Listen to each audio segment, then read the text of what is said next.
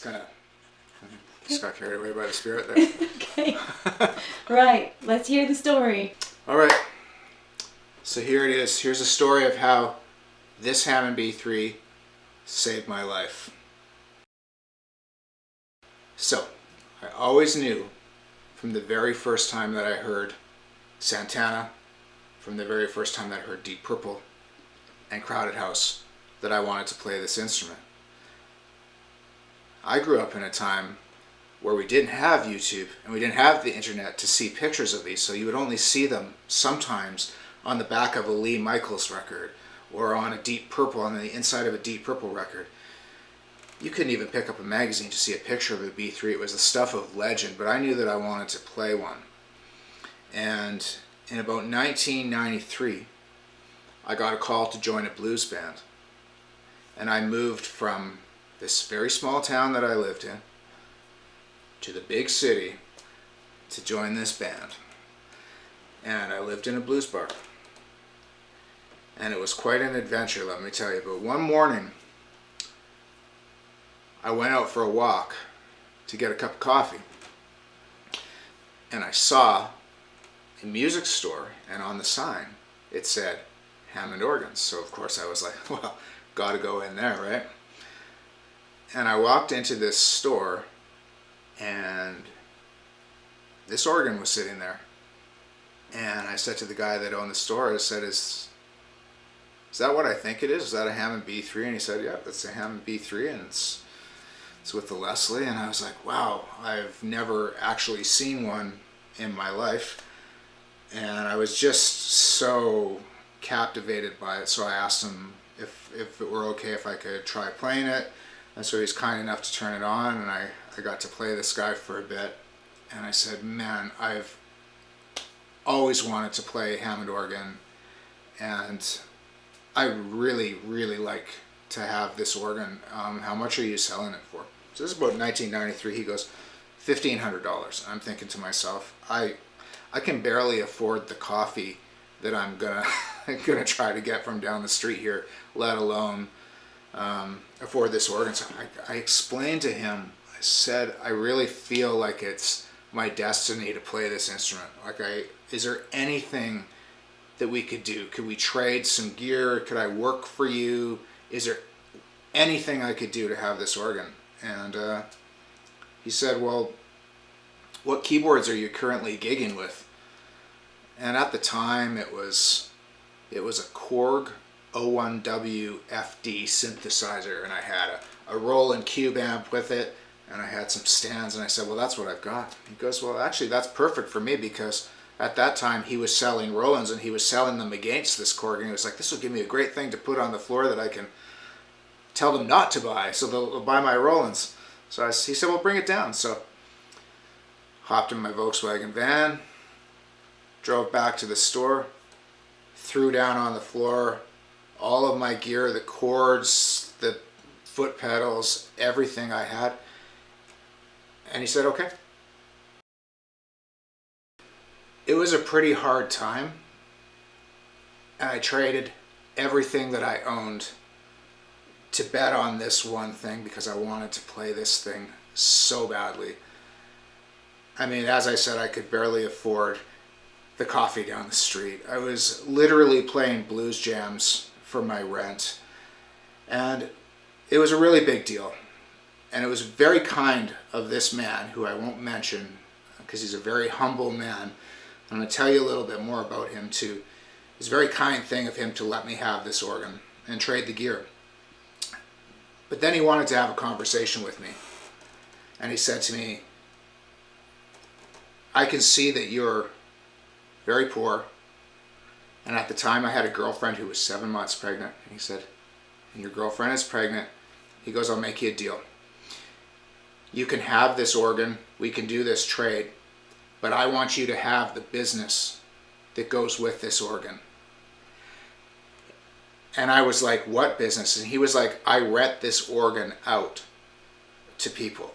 When concerts come to town, I rent this organ out and this Leslie out to artists. And I was like, wow, that's fantastic. And he was like, yeah, I will show you how to do it. I will show you how to put the dollies on it, put the blankets on it. I'll show you how to move it, how to set it up. I'll teach you the ropes to this. And I said, wow, this is fantastic. I mean, I was making about $500 a month playing music. And he says to me, when I rent this organ out, it rents out for $500 a night. And I thought, I died and gone to heaven, honestly.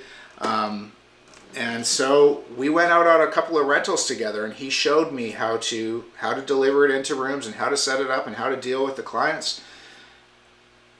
And I can't even tell you what this kind of opened up for me experience-wise, because over the years, Ray Charles rented this organ, of which he walked over and played it for a couple of tunes. James Brown played this organ. If you've watched my YouTube channel, you probably heard the story about how Deep Purple flew to Calgary to do a gig, and their European organ blew up.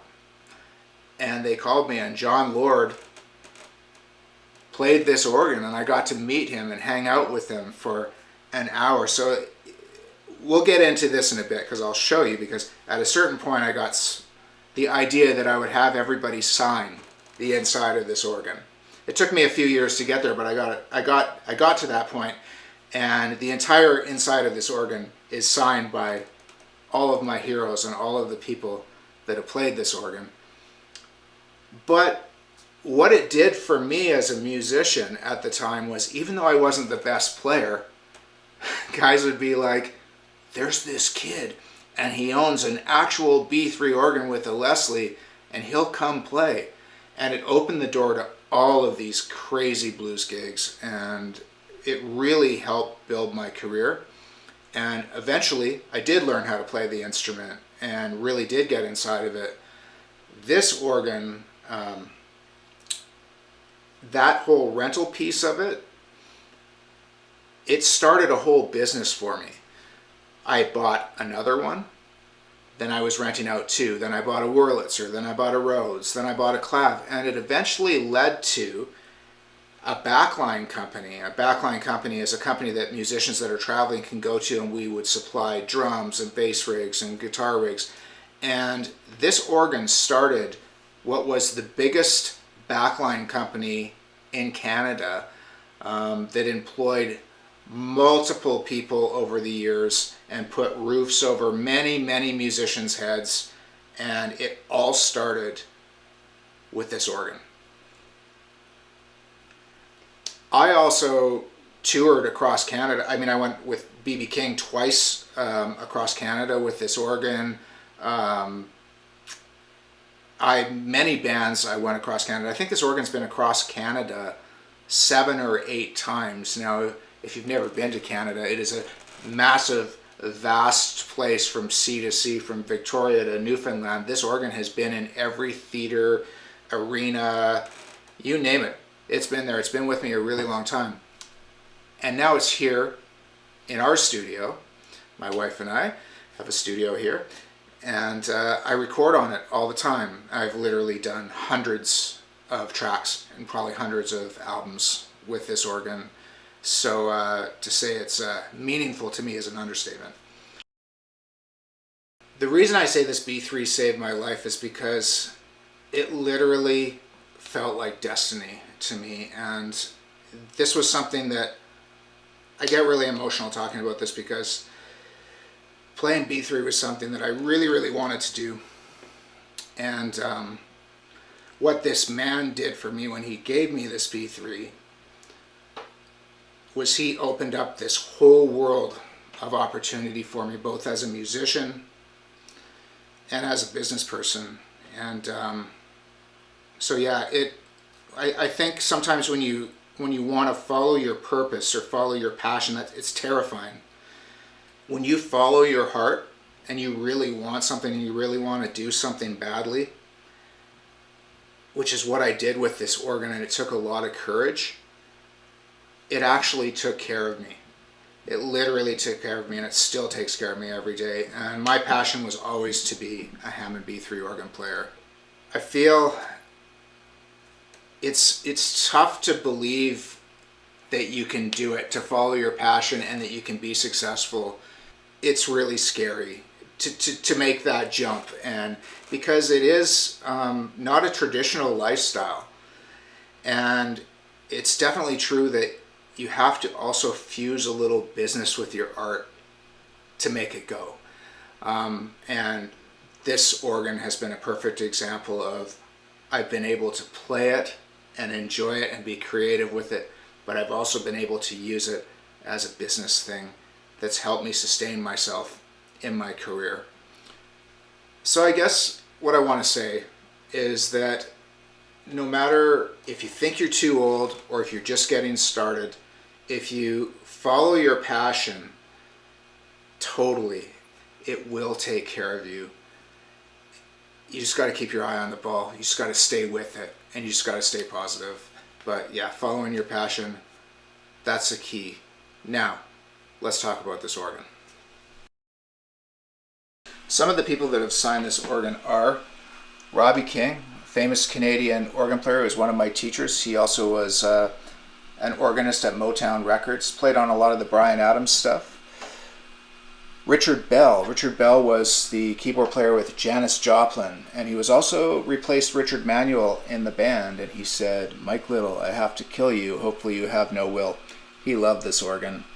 Here's John Lord from Deep Purple, "Thanks for Saving Us." That was such a cool experience.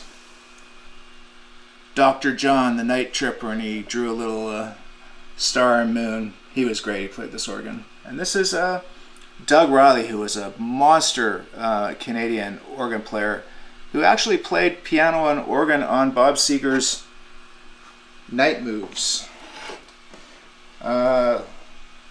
Larry Goldings, and he said, "Thanks for the organ, get your percussion fixed," because that night the percussion went down on the organ, much to my horror. Sorry, Larry, I got it fixed. Roger Hodgson from Supertramp.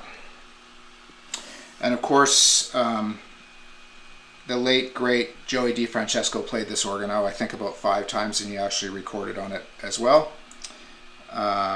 We've got Jimmy McGriff and Booker T, who played this organ a couple of times. John Medeski. Maceo Parker, love him. And this is the very first signature that was ever on this organ, August 21st, 1993. Pinetop Perkins, who was, of course, the piano player for Muddy Waters after Otis Spann. And this is those couple of tours that I was lucky enough to be on with B.B. King. That's he signed it there. And this is another cool gig that I did. I got to play with Long John Baldry on New Year's Eve of 1998, 99. Those are some of the signatures. So there you go. There's the story of the B3 that saved my life. Follow your path. Follow your heart. I'll see you next time. Thanks for watching.